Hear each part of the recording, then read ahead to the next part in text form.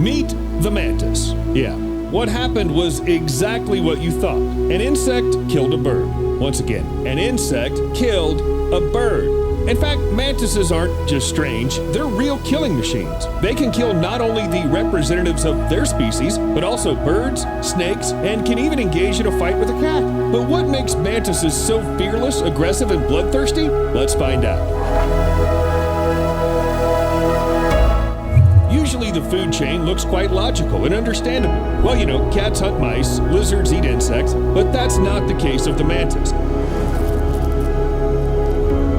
Its best defense is an attack, and not just a short attack. Look at this lizard. Anyone would be shocked if a potential lunch attacked them, and not only attacked, but also rapid movement. Now the powerful front legs squeeze the head of the lizard, not letting it close its jaws. And that's it. The mantis thinks it's enough. It can start eating the prey, alive. But even after the prey escaped, it couldn't save itself. The mantis caught the lizard and twisted its neck.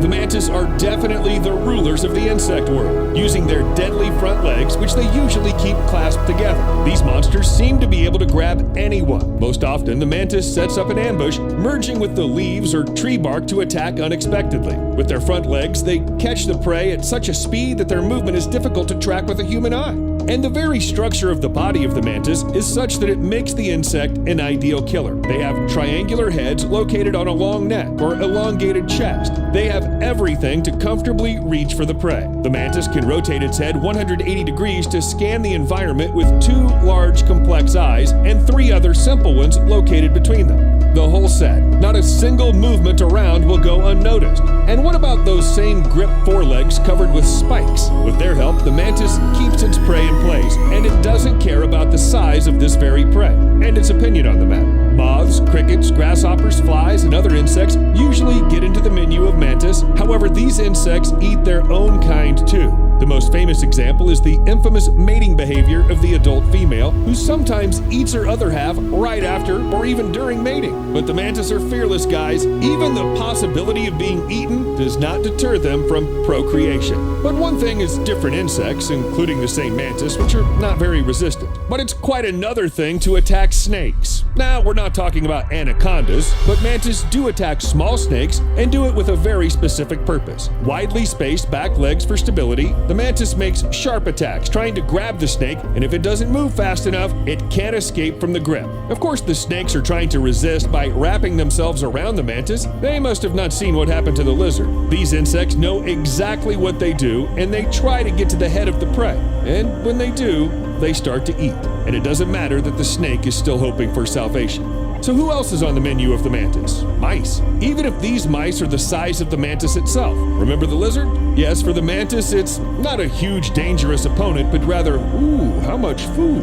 What can we say about some little mouse? The scheme's about the same. An unexpected throw, powerful spiked legs, squeezing the prey, unsuccessful attempts to get free, and a slow meal right during the fight. The mouse is still twitching, but the mantis doesn't care anymore. It's already started dinner. And this is not a sight for the faint of heart.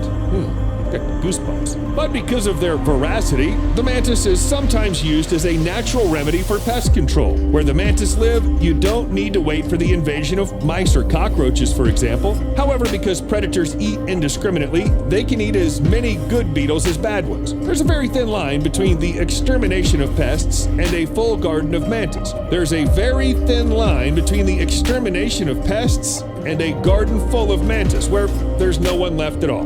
But back to that poor bird from the beginning of the video. Now you probably understand that it's not the first and not the only unusual victim of these insects. And the behavior of this particular mantis is absolutely typical. As I said before, the mantis aren't the type of predators who chase their prey like lions on the savannah. Most often, they attack from an ambush. Some of the mantis are well camouflaged, while others expect to stay still until their prey appears or until it gets too close. However, the hummingbird on the video was lucky. According to the description, both it and the mantis survived.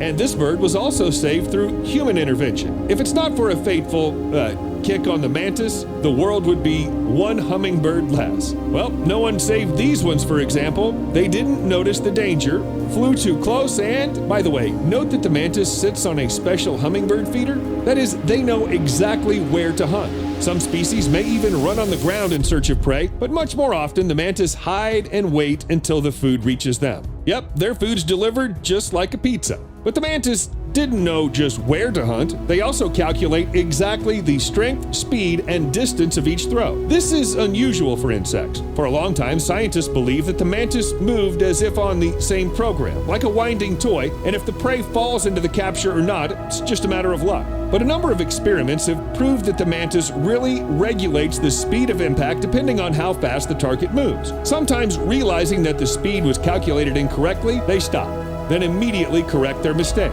I want to say that if it wasn't for slow motion, we would never have known about it. Try to keep track of its movements.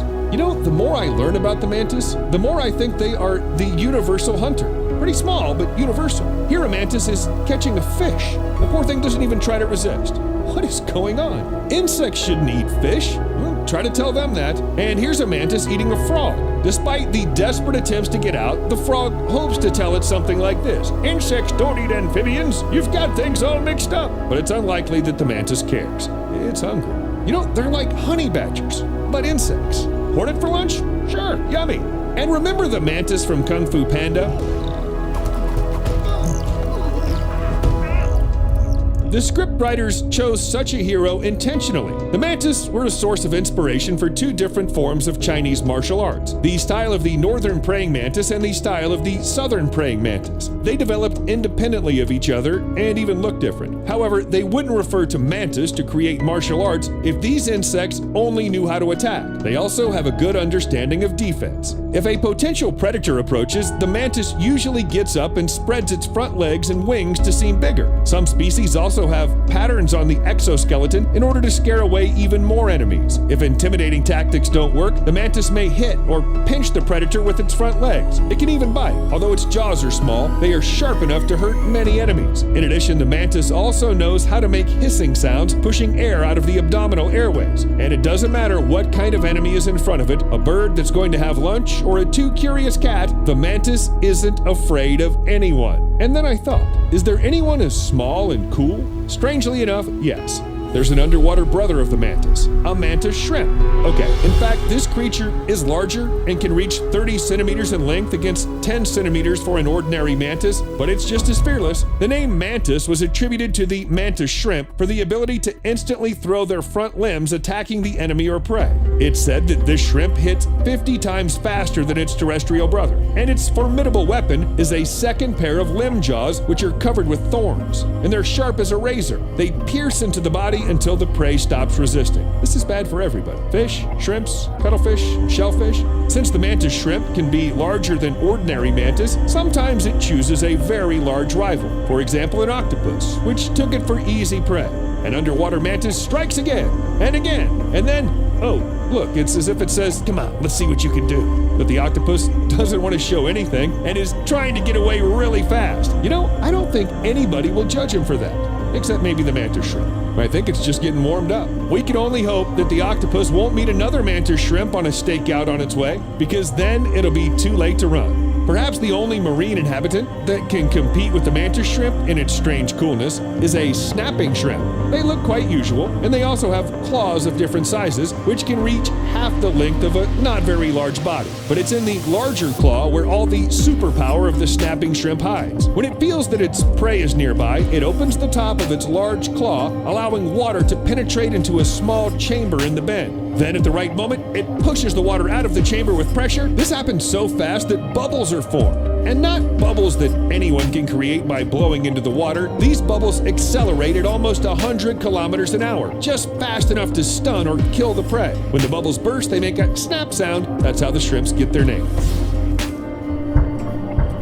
Because the bubbles burst loudly, I mean really loudly, the volume of the snaps of some species can go up to 210 decibels. That's more than a gunshot, which is 140 to 175 decibels. Both the mantis and their underwater relatives, of course, are striking. But I wouldn't be surprised if I go through the sources to find someone even cooler. Do you want to know who that could be? Well, subscribe to this channel or you'll miss everything. And of course, likes and comments will only make me